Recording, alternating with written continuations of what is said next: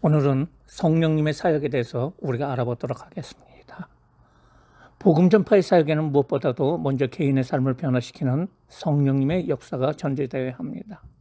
그렇기 때문에 성령님께서는 각 개인에게 임하셔서 그 몸을 성전 삼고 거하시면서 성도의 삶 속에서 하나님 나라를 이루시고 확장해 나갑니다.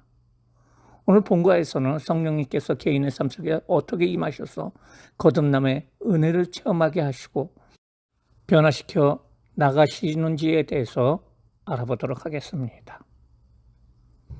큰 첫 번째로 불신자와 관련된 사역입니다. 첫 번째, 불신자의 영적 상태입니다. 에베소서 2장 1절 말씀에 보면 허물과 죄로 죽었던 너희라고 얘기를 하고 있습니다. 불신자의 상태는 하나님과 하나님 나라에 관하여 전혀 알지 못하는 무감각한 상태에 놓여 있는 사람을 바로 불신자라고 할 수가 있습니다. 이런 사람들이 자기의 죄를 깨닫고 예수님의 속죄의 피를 믿어 하나님께 주어지는 영생을 얻을 수 있을까요? 이는 오직 성령으로만 가능합니다. 성령님께서는 이 일을 하시기 위해서 불신자 가운데 끊임없이 역사하고 계십니다. 두 번째로 세상을 책망하십니다. 성령님께서 불신자에게 역사하시는 것에 관해서는 예수님께서 잘 설명해 주고 있는데요. 요한복음 16장 8절에서 11절 말씀에 보면은 그가 와서 죄에 대하여 의에 대하여 심판에 대하여 세상을 책망하리라 라고 말해주고 있습니다. 여기서 죄에 대하여 책망하신다고 말하고 있는데요. 죄는 하나님을 떠난 상태, 하나님과 분리된 상태를 이야기를 하고 있습니다. 인류는 자범죄나 원죄를 해결할 길이 없어서가 아니라 유일한 구원의 길이신 예수 그리스도를 믿음으로 받아들이지 않기 때문에 멸망을 당합니다. 이와 같이 성령님은 이 죄에 대해서 예수 그리스도를 믿지 않는 그 죄에 대해서 책망을 하십니다. 또한 의에 대해서 책망을 하시는데요.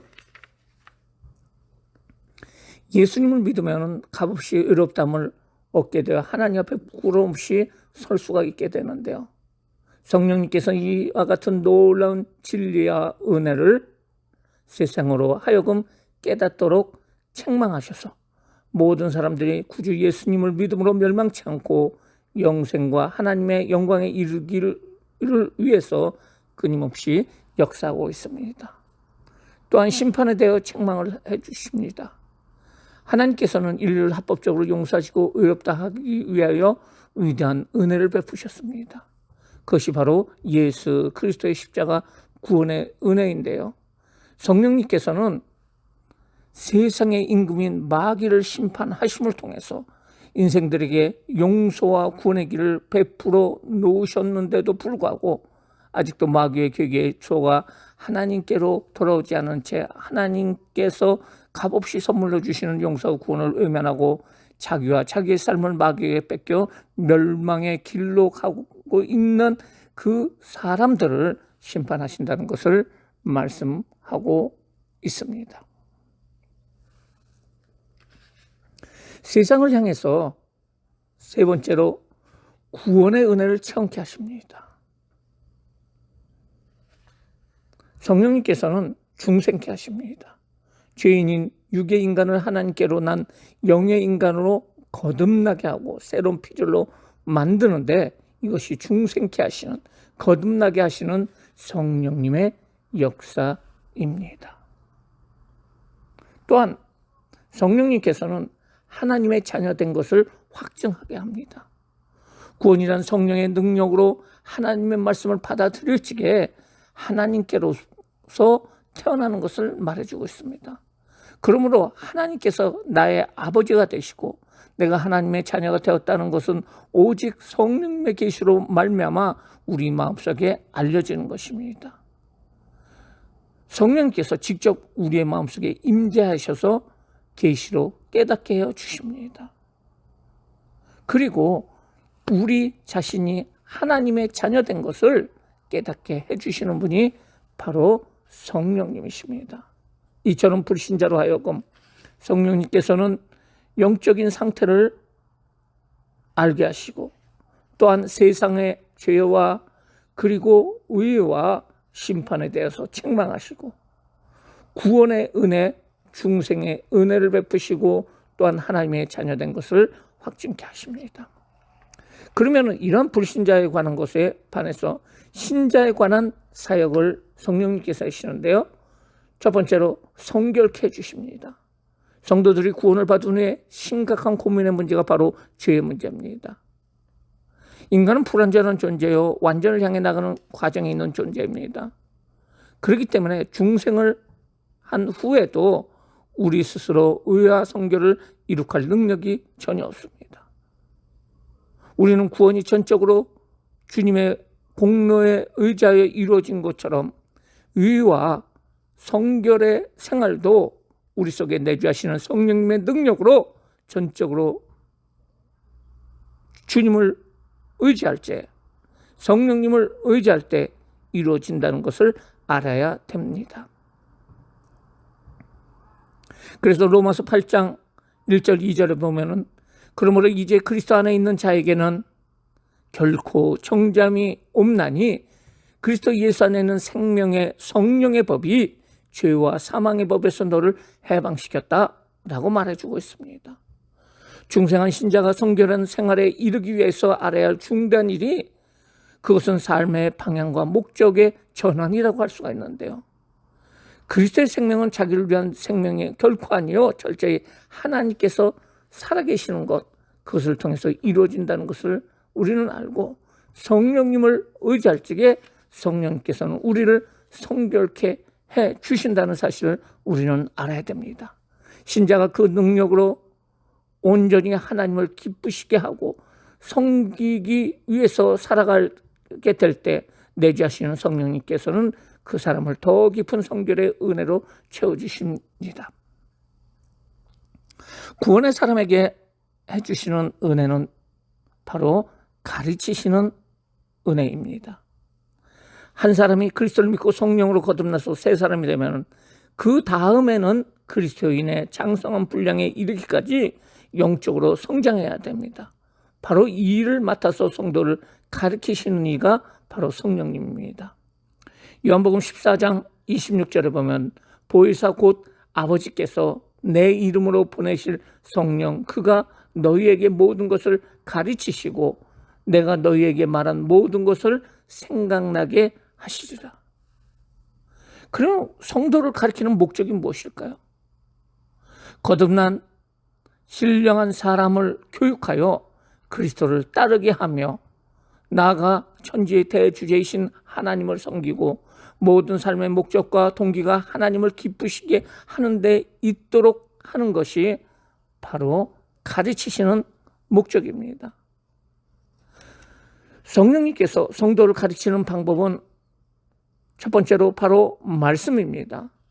그리고 실생활의 경험이라고 할 수가 있습니다. 세 번째로 성령님께서는 우리를 인도하여 주십니다. 요한복음 16장 13절 말씀해 보면은 그러나 진리의 성령이 오시면은 그가 너희를 모든 진리 가운데로 인도하시리니 그가 자유로 말하지 않고 오직 들은 것을 말하시며 장래일을 너에게 알려주신다는 것입니다. 성령님께서는 성도들로 하여금 모든 문제를 해결하고 승리의 삶을 살도록 인도해 주십니다.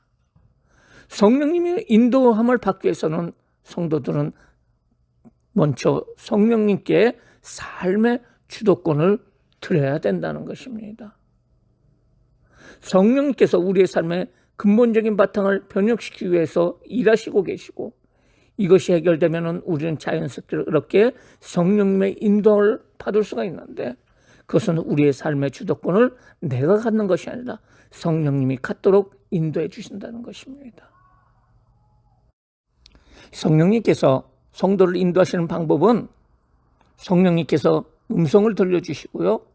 진리인 말씀을 통하여 인도하시고 마음의 평안을 주시고 환경적으로 문을 열어주십니다.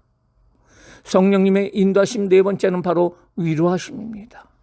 성령님께서는 위로의 영으로 오셨습니다. 환난과 고난 중에서 하나님께 감사를 주시도록 우리의 심령을 위로해 주십니다.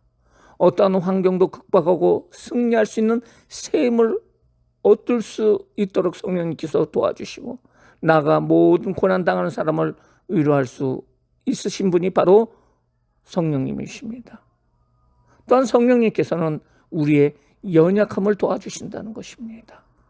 구원받고 난 이후에도 여전히 연약한 가운데서 몸부림치고 있는 신도들을 도우셔서 하나님의 법을 지키고 승리하는 신앙생활을 하도록 역사하시는 분이 바로 성령님이십니다. 로마서 8장 26절 27절 말씀에 보면 이와 같이 성령도 우리의 연약함을 도우시나니 우리가 마땅히 빌 바를 알지 못하나 오직 성령이 말할 수 없는 탄식으로 우리를 친히 간구하시느니라. 마음을 감찰하시는 이가 성령의 생각을 아시나니 이는 성령이 하나님의 뜻대로 성도를 위하여 간구하심이라 라고 말하고 있어요. 성령님께서는 우리의 연약함을 도와주셔서 갈 바를 알지 못하는 우리를 위해서 말할 수 없는 탄식으로 우리를 위하여 하나님께 간구해 주고 계십니다. 이제 세 번째, 성령님을 회방하는 죄에 대해서 우리가 알아보도록 하겠습니다. 성도들이 많은 의문을 갖는 것 중에 하나가 성령 회방죄에 관한 것입니다. 왜냐하면 예수님께서 다른 모든 죄는 용서함을 받을 수 있지만 성령을 회방하는 죄는 용서함을 받을 수 없다고 분명히 말씀하셨기 때문에 그렇습니다.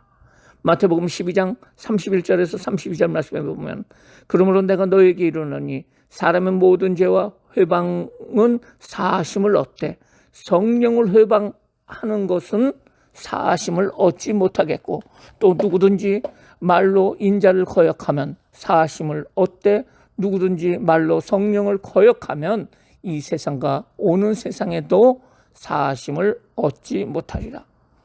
이러므로 우리는 스스로 혹시 내가 성령을 회방하는 죄를 저지르지 않았을까라고 질문할 수가 있습니다. 첫 번째, 사람의 회방을 받는 성령님입니다. 성령님은 단순한 능력이나 어떤 영향력이 아니라 인격을 지니신 분이십니다. 성령님께서 인격을 지닌 하나님이시기 때문에 인간이 성령님을 근심시킬 수도 있고 소멸할 수도 있고 더 나아가 회방할 수도 있습니다. 또한 사람이 하나님이신 성령님을 회방할 수 있는 것은 성령님께서 성도 안에 내주하시기 때문입니다. 성령님께서는 성도의 몸을 성전 삼고 거하시고 계십니다. 이와 같이 인격체인 성도 안에 인격을 지니신 성령님께서 내주하고 계시기 때문에 성도들의 생각과 말과 행동이 성령님의 지성과 감정 그리고 의지에 어긋난 것이라면 성령님께서 근심하게 하시게 되고 소멸도 받고 회방도 받으십니다. 그러면 성령님을 회방하는 죄가 아닌 것이 무엇입니까? 모르고 짓는 죄는 물론 알면서 지은 죄나 양심에 반하는 죄 또는 세상적으로 악한 죄는 성령 회방죄가 아닙니다. 이상하죠? 왜냐하면 이런 죄들은 회개 가능성이 있으며 회개하면 용서를 받기 때문에 그렇습니다. 성경에도 다윗왕은 간음죄와 살인죄를 범했지만은 하나님의 용서를 받게 되고요. 향유로 예수님의 발을 씻긴 여인도 또한 예수님을 3번 부인하고 저주까지 한 베드로도 다 용서함을 받았습니다. 실수로 죄를 범하였거나 무의식적으로 죄를 범하였을 경우에도 회개의 가능성이 있는 한 하나님께서 그 모든 것을 용서해 주신다는 것입니다. 이 상에서 살펴본 것처럼 인간의 척도를 볼 때 아무리 큰 죄일지라도 진실된 마음으로 하나님께 나와 회개하면 하나님의 용서함을 받을 수 있으며 성령 회방죄는 아닙니다. 그러면은 성령님을 회방하는 죄는 무엇일까요? 예수님께서는 성령 회방죄를 말씀하신 그 본문의 그 전후 문맥을 보면은 성령 회방죄가 예수님께서 성령을 힘입어 귀신을 쫓아내는 사건과 연계되어 있음을 우리가 알 수가 있습니다. 예수님께서는 눈멀고 벙어리 된 자를 고쳤을 적에 바리새인들은 예수님이 귀신의 왕 바알세불을 힘입어 귀신을 쫓아냈다고 의도적으로 예수님의 이적 사건을 왜곡하고 있습니다. 이러한 바리새인들의 죄에 대해서 예수님께서는 성령 회방죄라고 이야기를 하고 있습니다. 예수님께서 성령을 힘입어 귀신을 쫓아냈음에도 불구하고 그들은 예수님을 대적하기 위해서 성령의 역사심을 귀신의 일이라고 몰아붙입니다. 다시 말해서 거룩하신 성령님을 가장 악독한 사단으로 매도한 것입니다. 이것이 바로 성령 회방죄입니다. 그러므로 성령 회방죄는 성령님께서 역사심을 분명히 알면서도 의도적으로 성령님을 매도하여 성령님의 역사를 회방하는 것, 그것이 바로 성령 회방죄인 줄 믿습니다. 그러므로 성도들이 늘 염두에 두어야 할 것은 성령을 금신시키는 단계에서 성령을 거스리는 단계로, 더 나아가서 성령을 소멸하는 단계로 발전하면 그것이 경계의 신호가 된다는 것입니다. 성령님을 금신케 한다는 것은 슬프게 하거나 비탄에 짱기게 하는 것을 말합니다. 우리가 주님께서 싫어하시는 것을 마음속에 품거나 말하거나 행동할 때 성령님께서는 근심하시는 것입니다. 성령님께서는 자신을 거시는 자에게는 역사하지 않습니다. 또한 성도는 성령의 불을 소멸하지 않도록 주의해야 합니다. 불신앙이나 육신적인 비판은 성령님께서 역사하시는 불을 소멸시킬 수 있습니다. 그러므로 성령의 역사심을 방해하는 죄를 범하기보다는 차라리 비판하지 않는 것이 더 나을 것입니다. 그러나 성도가 성령님을 회방하지 않았나 하고 염려하는 한 그는 성령을 회방하는 죄를 범하지 않는 것이 확실합니다. 왜냐하면 성령 회방죄는 의도적인 것이기 때문에 분명히 드러납니다. 그래서 성령을 회방하는 것인지 아닌지 의심하게 되지 않기 때문입니다. 하나님께서는 중심을 보시기 때문에 우리가 의도적으로 하는지 아니면 모르고 하는지를 정확히 아십니다.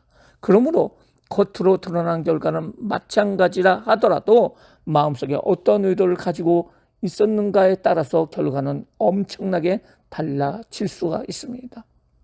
그러므로 성령 회방죄는 성령님께서 역사심을 분명히 알면서도 의도적으로 성령님을 매도하며 성령님의 역사를 회방하는 것이라는 사실을 우리는 분명히 알아야 될 줄 믿습니다. 이상으로 성령의 사역에 대해서 알아봤습니다. 감사합니다.